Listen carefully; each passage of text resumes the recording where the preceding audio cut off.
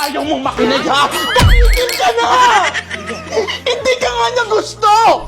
Ini-entertain ka lang niya kasi may kailangan siya sa'yo! Hindi mo ba napapansin, ha? Na sweet lang siya sa'yo pag may kailangan. Pero pag wala na, hindi ka na niya pinapansin! Matalino ka naman tao eh! Matalino ka! Isipin mo naman yung sarili mo!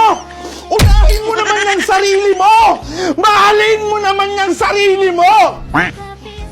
At tanggapin mo na yung katotohanan na hindi ka magugustuhan ng taong nagugustuhan mo!